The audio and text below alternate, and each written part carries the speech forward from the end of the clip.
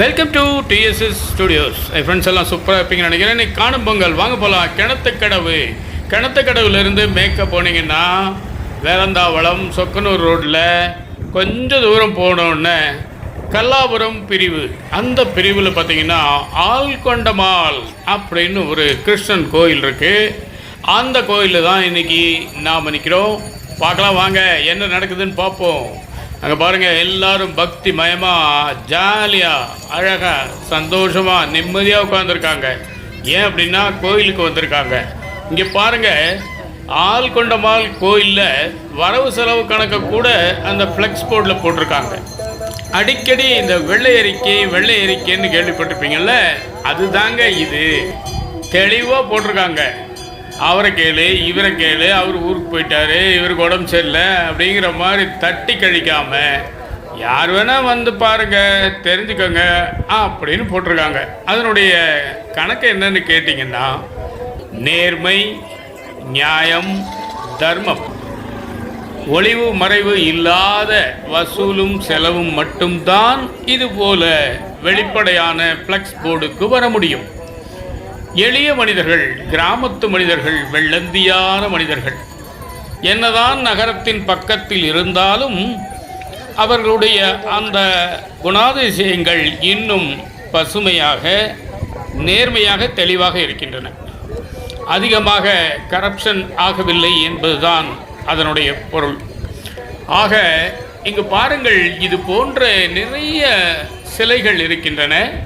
அனைத்துமே அந்த மாடுகளைப் போல தான் தெரிகிறது. அது என்ன ஏது என்று விசாரிக்கும் பொழுது ஐயாவு, சிங்கையன்புதூரை சேர்ந்த ஐயாவு அவர்கள் சொன்னார்கள், மாடுகளுக்கு ஏதேனும் வியாதி வந்தால் இங்கு நேர்ந்து கொள்வார்கள். கயிறு வாங்கி கொண்டு போய் அந்த மாட்டின் கால்களில் கட்டுவார்கள், கழுத்தில் கட்டுவார்கள். ஆக அந்த வியாதி சரியாகிவிடும். என்ன ஒரு ஆச்சரியம் பாருங்கள். சென்னையிலே, மெட்ராஸிலே, வேப்பேரியிலே பிவிஎஸ்சி படிக்கக்கூடிய வெட்டினரி காலேஜ் அங்கு இருக்கிறது. அதில் படித்தும் இந்த நோய்களுக்கு மருந்து கண்டுபிடிக்கிறார்கள். ஆனால் இன்றும் அவர் சொன்ன கணக்கு சுமார் 70 ஆண்டுகளாக இந்த முறையை பின்பற்றி வருகிறார்கள். இன்றும் அது சரியாக வருகிறது என்று சொல்கிறார்கள். ஆச்சரியமான விஷயம் பாருங்கள். அந்த மாட்டை எவ்வளவு பயபக்தியாக அவர் கொடுக்கிறார், இவர் எவ்வளவு பாங்காக பெற்றுக்கொள்கிறார் என்பதை பாருங்கள். அந்த அளவுக்கு அந்த மனிதர்களின் நம்பிக்கை அருமையான ஒன்று, மிக மிக அருமையான ஒன்று. இந்த காலத்திலே ஒரு ஃபோன் கால் அட்டன் பண்ணினால் பேங்க்கில் இருக்க பணமெல்லாம் போய்விடும் என்கிறார்கள். அந்த அளவுக்கு நாகரீகமும் விஞ்ஞானமும் வளர்ச்சி அடைய டிஜிட்டல் உலகில் நாம் நுழைய நமக்கு ஆபத்தும் அதிகமாகவே இருக்கிறது. நிறைய படித்தவர்கள் முதல் பாமரர்கள் வரை தாராளமாக அதிகபட்சமாக ஏமாந்திருக்கிறார்கள். அதுபோல இல்லாமல் இந்த பயபக்தியும் நம்பிக்கையும் தான் இந்த மக்களை வாழ வைக்கிறது. ஏனென்றால் அவர்கள் இன்னும் அந்த யதார்த்தத்தை விட்டு வெளியே வரவில்லை. என்னதான் 2025ஆம் ஆண்டிலே நாம் இருந்தாலும் அந்த கிராமங்களில் இன்னும் அந்த உயிர்ப்பு இருக்கிறது, அந்த நம்பிக்கை இருக்கிறது. அவர்கள் வாழும் முறையிலே ஒரு ஒழுங்கு இருக்கிறது. அந்த கோவிலை நிர்வாகம் செய்பவர் திரு தனசேகரன் என்பவர். அவர்தான் கல்லாபுரம் ஊர்கவுண்டர். அவரும் இதிலே ஒரு வார்த்தை பேசியிருக்கிறார். ஐயாவு அவர்களும் பேசியிருக்கிறார்கள். பின்னால் வருகிறது, நீங்கள் பாருங்கள். குழந்தைகள் பாருங்கள் எவ்வளவு மகிழ்ச்சியாக அந்த விளையாட்டு ஜாமான்கள், அது இது என்று ஏகப்பட்ட கடைகள். இன்று ஒரு நாளுக்காக இத்தனை கடைகள் அங்கே போடப்பட்டிருக்கிறது. ஏதோ கோவிலுக்கு போனோம், சாமியை கும்பிட்டோம் என்று இல்லாமல் இந்த இடத்திலே ஒரு விஷயத்தை நீங்கள் கவனிக்க வேண்டும். இது ஒரு பெரிய பொருளாதார சிந்தனையாகும். எத்தனை பேர் இங்கே கடை போட்டிருக்கிறார்கள் பாருங்கள். அத்தனை பேருக்கும் ஏதோ ஒரு வருவாய் என்று இருக்கிறது. அதை செலவழிக்கக்கூடிய மனமும் அதற்கு வேண்டிய பணமும் மக்களிடம் இருக்கிறது. இந்த வளையல் கடையில் பாருங்கள் என்ன கூட்டம். எத்தனையோ மால்கள் இருக்கின்றன, வளையல்கள் இருக்கின்றன. ஆனால் இங்கு பாருங்கள் என்ன கூட்டம். இந்த கார் ஓட்டும் குழந்தைகளை பாருங்கள், எதையும் நினைக்காமல் மிக மகிழ்ச்சியாக ஓட்டிக்கொண்டிருக்கிறார்கள். அவர்கள் நினைப்பு அஜித்குமார் போல நாம் ரேஸில் கார் ஓட்டுகிறோம் என்பதுதானே தவிர இது ஒரு பொம்மை கார், அதை அவர் தள்ளிவிடுகிறார் என்ற சிந்தனையெல்லாம் அவர்களுக்கு இல்லை. திருப்பும்போது நன்கு கவனித்து பாருங்கள், எப்படி ஸ்டேரிங்கை வளைக்கிறார்கள் என்று பாருங்கள். அந்த காரை நிஜமாகவே ஓட்டுவதாக பாவிப்பதுதான் குழந்தைகள். ஏனெனில் இன்னும் கள்ளம் கபடம் அவர்களிடம் வரவில்லை. வளர வளரத்தானே அவையெல்லாம் நமக்கு வருகிறது. இங்கு பாருங்கள், மேலும் 2 குழந்தைகள் டாட்டா காண்பித்து விட்டு செல்கின்றன. நல்ல யதார்த்தமான குழந்தைகள், புதியவர்கள் என்ற ஒரு பயம் இல்லாமல் மிக இயல்பாக பழகிறார்கள். அருமை அருமை அருமையான காட்சி பாருங்கள். வாழ்த்துக்கள் குழந்தைகளே, வாழ்த்துக்கள். அடுத்து பாருங்கள், அந்த கோவிலின் முன்பு அந்த மாடு போன்ற அந்த சிலையை கொண்டு வந்து இங்கே வைக்கிறார்கள். சும்மா வாங்கி சும்மா வைப்பது அல்ல, அதற்கு ஏதோ விசேஷ பூஜைகள் செய்து அதை மிக அருமையாக பவ்யமாக பயபக்தியாக கொண்டு வந்து வைக்கிறார்கள். அவ்வாறு வைக்கும் ஒரு குடும்பத்தை நீங்களே பாருங்களேன். ஆளுக்கு ஒரு அந்த பொம்மை கையில் இருந்தாலும் அதை அனைவருமே வைப்பதில்லை. அந்த தாயாரிடம் கொடுத்து அவர்கள் மூலமாகத்தான் அதை அங்கே வைக்கிறார்கள்.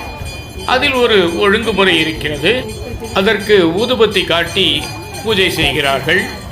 பூஜை செய்து நன்றாக வேண்டிக் கொண்டு அடுத்தது கோவிலுக்கு செல்கிறார்கள். பாருங்கள், சாதாரண பொம்மை வாங்கி வைப்பது போல நமக்கு தோன்றினாலும் அதனுள் எத்தனை நுணுக்கங்கள், ஒழுங்குகள், நியாயங்கள் இருக்கின்றன. இப்பொழுது நாம் சன்னதியில் நிற்கிறோம். கிருஷ்ணனுடைய பார்வையிலேயே நீங்கள் அவர்களை பாருங்கள்.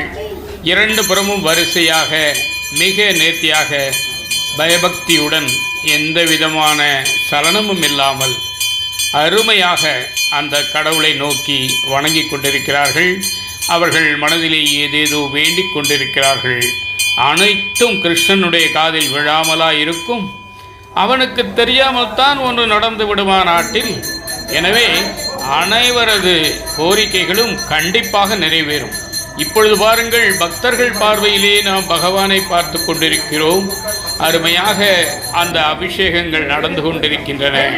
தொடர்ந்து மக்கள் வரவும் அவர்கள் கொடுக்கும் அந்த அபிஷேக பொருட்களை அப்பொழுதே அவர்கள் முன்னிலையிலேயே அந்த கிருஷ்ணனுடைய சிலைக்கு அபிஷேகம் செய்வதும், ஆஹா, என்ன ஒரு கண்கொள்ளா காட்சி பாருங்கள். அருமையான காட்சி. அந்த இடத்தில் இருக்கும் வரை நமது மனம் எந்த விதமான சலனத்திற்கும் ஆளாகாமல், பிபி ஏறாமலும் இறங்காமலும் மிக நேர்த்தியாக அருமையாக இருந்தது. என்றால் அந்த சின்னஞ்சிறு சிலைக்கு பெரியதொரு சக்தி இருக்கத்தானே வேண்டும், இல்லையா? இங்கே பாருங்கள், கோவிலை முடித்து வெளியே வந்ததும் பிரசாதம் வழங்குகிறார்கள் அந்த வயதான பாட்டி. அவரிடம் அனைவரும் பவ்யமாக அந்த பிரசாதத்தை வாங்கி அருமையாக உண்டுவிட்டு செல்கின்றனர். அடுத்து பாருங்கள், இந்த சிலைகளின் பின்னே ஒரு கதை. இதெல்லாம் இந்த 300 காலத்திலிருந்து இந்த 100-200 வருஷ காலம் இதே மாதிரி பசு வச்சுக்கிறது. சாமி கிருஷ்ண பகவான் கும்பிட்டு போனால் நல்ல முறைக்கு நடக்கு. அப்புறம் கவர் கொண்டு வந்து கிருஷ்ணர்கிட்ட வச்சு கும்பிட்டுட்டு போனால் அது நல்ல முறைக்கு நடக்கு. மாடு கண்ணுகள்லாம் நல்லா இருக்குது. வீட்டில் பட்டி வருது, பால்பான பொங்கல் எல்லாம் நல்லா இருக்குது. இது ஆண்டாண்டு காலமாக நாங்கள் செஞ்சுட்டு வரோம். இதை நாங்கள்லாம் மண்ணில் செஞ்சு கொண்டுட்டு வந்து பகவானுக்கு வச்சு அது நல்லா இருக்குது. எல்லாம் கும்பிட்டுட்டு வாங்கிட்டு போகிறாங்க. ஏன்னா இந்த 100-200 வருஷ காலமாக இதே மாதிரி தான் நடக்குது. இப்பவும் அதே மாதிரி நடந்துட்டு இருக்குது.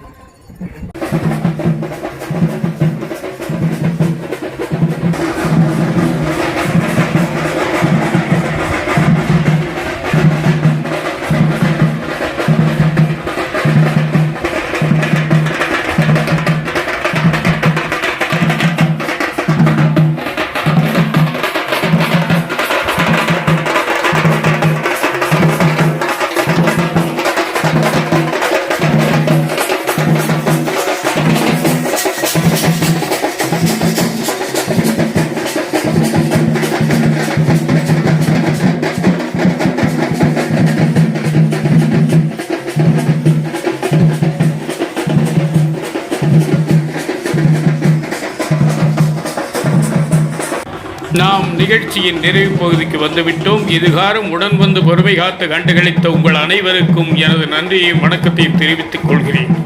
மீண்டும் அடுத்த எபிசோடில் சந்திப்போமா? அதுவரை உங்களிடம் விடைபெறுவது உங்கள் அன்பன் டி. சண்முக சுந்தரம், போத்தனூர், கோயம்புத்தூர். நன்றி, வணக்கம்.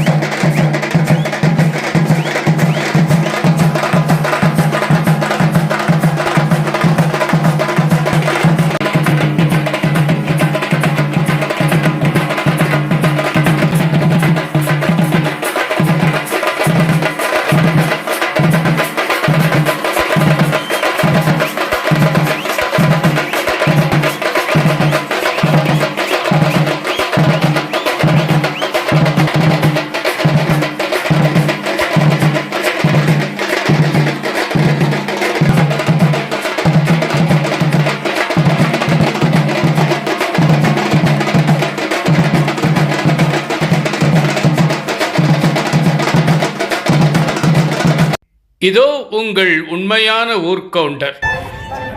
நான் ஊர்கவுண்டர் தனசேகரன் பேசுகிறேங்க. இந்த கோயில் வந்து 200 ஆண்டு 300 ஆண்டுகளுக்கு முன்னால் இருந்தது. இது வந்து இங்கே மாடுகளுக்கு எல்லாம் நல்லா இது பண்ணி இங்கே ஏதாவது வந்தால் இப்படி பண்ணிக்கலாம் அப்படிங்கிறதுக்காக இதையெல்லாம் உருவாகிறோம். இது எல்லாம் செஞ்சு வச்சு வேண்டுதல் பண்ணிக்குவாங்க. கல்லாவரத்துலேருந்து வர்றோங்க. கல்லாவரத்துலேருந்து தான் இது மாலை கோயில். கல்லாவரத்தில் வந்து இது வந்து மிராசில் செய்கிறாங்க. வேறு ஏதாவது வேண்டுதல்கள் அந்த மாதிரி எல்லாம் இருந்தால் இங்கே செஞ்சுக்கலாங்க. அந்த மாதிரி பண்ணுறாங்க.